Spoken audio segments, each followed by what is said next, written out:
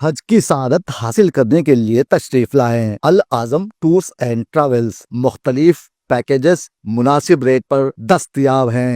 Al Azam tours and travels मालूमात के लिए कॉल करें। నాసా వ్యోమగాములు సునీత విలియమ్స్, బుచ్ విల్మోర్ మరికొన్ని గంటల్లో భూమికి తిరిగి రాబోతున్నారు. వారు స్పేస్ ఎక్స్ క్యాప్సూల్లో సముద్రంలో దిగుతారు. మిషన్ ముగిసిన తర్వాత క్యాప్సూల్ తెరిచినప్పుడు ఇద్దరు వ్యోమగాములను నేరుగా స్ట్రెచ్చర్ పై తీసుకువస్తారు. నెలల తరబడి అంతరిక్షంలో గడిపిన తర్వాత వ్యోమగాములు అకస్మాత్తుగా నడవలేరు. శరీరంలో అనేక మార్పులు సంభవిస్తాయి.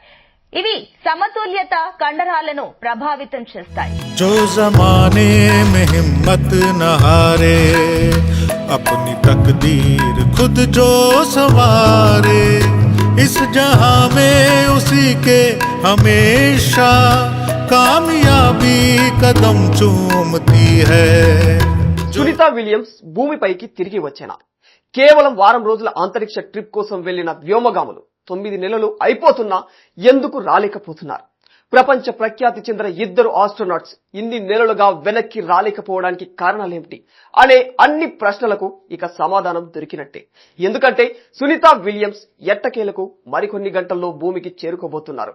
అమెరికా కాలమానం ప్రకారం మంగళవారం సాయంత్రం 5:57 అంటే భారత కాలమానం ప్రకారం బుధవారం తెల్లవారుజామున 3:27 సునీత విలియమ్స్, బుచ్ విల్మోర్లు భూమిపై అడుగు పెట్టబోతూ ఉన్నారు. 2024 జూన్ 5న ప్రయోగించిన బోయింగ్ వ్యోమనౌక స్టార్ లైనర్ లో అంతర్జాతీయ అంతరిక్ష కేంద్రానికి 8 రోజుల పర్యటనకు వెళ్లారు. అయితే స్టార్ లైనర్ లో సాంకేతిక సమస్యలు తలెత్తడంతో వ్యోమగాములు లేకుండానే అది భూమిపైకి తిరిగి వచ్చింది. దీంతో సునీత విలియమ్స్, బుచ్ విల్మోర్లు సుమారు 9 నెలలు అక్కడే గడపాల్సి వచ్చింది. వాస్తవానికి జరిగిన విషయం ఏమిటంటే, అంతరిక్షానికి ఆస్ట్రోనాట్లను తీసుకువెళ్లేందుకు బోయింగ్ కంపెనీ తయారు చేసిన స్టార్ లైనర్ స్పేస్ క్రాఫ్ట్ ను ప్రయోగాత్మకంగా పరీక్షించేందుకు జూన్ 5, 2024న నాసా ఓ మిషన్ ను చేపట్టింది.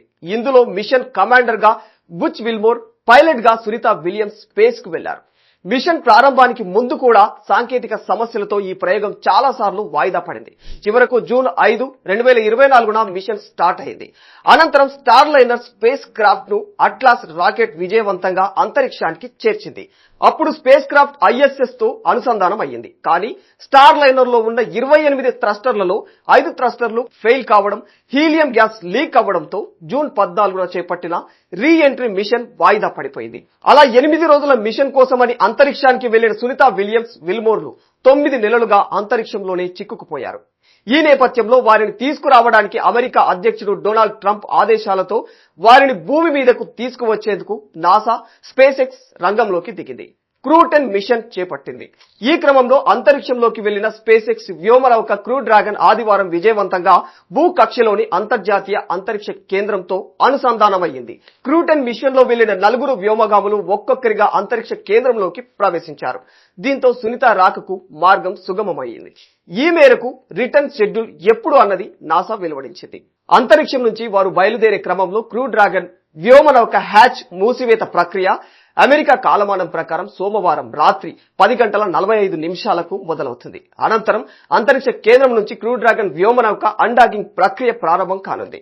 ఈ స్పేస్ షిప్ విజయవంతంగా విడిపోయిన తర్వాత మంగళవారం సాయంత్రం 4:45 వ్యోమనౌక భూమికి తిరుగు ప్రయాణం అవుతుంది. సాయంత్రం 5:11 భూ కక్షను దాటుకుని కిందకు వస్తుంది. సాయంత్రం 5:57 భారత కాలమానం ప్రకారం బుధవారం తెల్లవారుజామున 3:27 ఫ్లోరిడా తీరానికి చేరువలో ఉన్న సముద్ర జలాల్లో స్పేస్ ఎక్స్ క్యాప్సూల్ దిగుతుంది. అందులో నుంచి ఒక్కొక్కరిగా వ్యోమగాములను బయటకు తీసుకుని వస్తారు. అయితే సునీత విలియమ్స్ ను తీసుకుని వచ్చే స్పేస్ ఎక్స్ క్యాప్సూల్ ముందుగా సముద్ర జలాల్లోని ఎందుకు దిగుతుంది అనే డౌట్ రావచ్చు. ఎందుకంటే భూమి మీదకు తిరిగి వస్తున్న స్పేస్ క్రాఫ్ట్ ల వీడియోలు మీరు చూసినట్లయితే మండుతున్న ఒక అగ్నిగోళం భూమి మీదకు వస్తున్నట్లుగా కనిపిస్తూ ఉంటుంది. వాతావరణంలోని వేడి, అధిక ఉష్ణోగ్రతల కారణంగా ఇలా కనిపిస్తూ ఉంటుంది.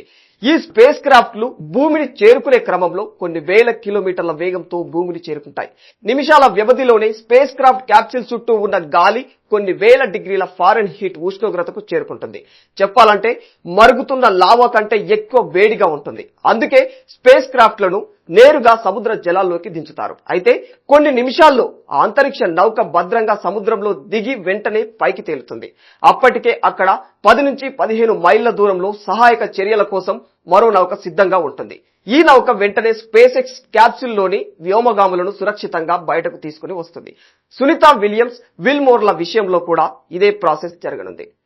అయితే మరో విషయం ఏమిటంటే అంతర్జాతీయ అంతరిక్ష కేంద్రంలో ఏకంగా 9 నెలలు అదనంగా ఉన్నందుకు ఈ ఇద్దరికి అదనపు వేతనంగా నాసా ఎంత చెల్లిస్తుందనే ఆసక్తికరమైన చర్చ కూడా మొదలైంది. సునీత విలియమ్స్, విల్మోర్లు నాసాలో GS-15 కేటగిరీకి చెందిన ఫెడరల్ ఎంప్లాయీస్. ఈ ఇద్దరి జీతం సంవత్సరానికి సుమారు 1,08,000 నుంచి 1,41,00,000 వరకు ఉంటుంది. ఈ లెక్కన ఈ 9 నెలలు ISS లో ఉన్నందుకు నాసా ఈ ఇద్దరికి 81 లక్షల నుంచి 1,05,00,000 దాకా చెల్లించాలి. సునీత విలియమ్స్ కు, విల్మోర్ కు మంచి అమౌంటే ముడుతుంది కదా, ఇంకేం అని అనుకుంటే పొరపాటే. వాస్తవానికి ఓవర్ టైం ఉన్నందుకు నాసా సునీత విలియమ్స్, విల్మోర్లకు అదనంగా ఏమీ చెల్లించడం లేదు. అలా చెల్లించకపోగా రోజుకు $4 మాత్రమే ఈ 9 నెలల కాలానికి చెల్లిస్తుంది. అంటే రోజుకు కేవలం $347 మాత్రమే. ఈ విషయాన్ని స్వయంగా NASA retired astronaut caddie Coleman చెప్పాడు. ఈ లెక్కన సునీత విలియమ్స్, విల్మోర్లు 8 రోజులకు బదులుగా ఉన్న ఈ 287 రోజుల కాలానికి వారికి దక్కేది కేవలం $1,148 మాత్రమే. మన కరెన్సీలో $99,816. ₹1,00,000 కూడా ఈ ఇద్దరు పొందలేని పరిస్థితి. ఈ ఇద్దరు భూమికి వచ్చాక ఒక డిన్నర్ పార్టీ ఇచ్చినా ఈ ₹1,00,000 హంఫట్ అయిపోతాయి. जो जमाने में हिम्मत न हारे, अपनी तकदीर खुद जो संवारे, इस जहां में उसी के हमेशा कामयाबी कदम चूमती है. जो जमाने में हिम्मत न हारे.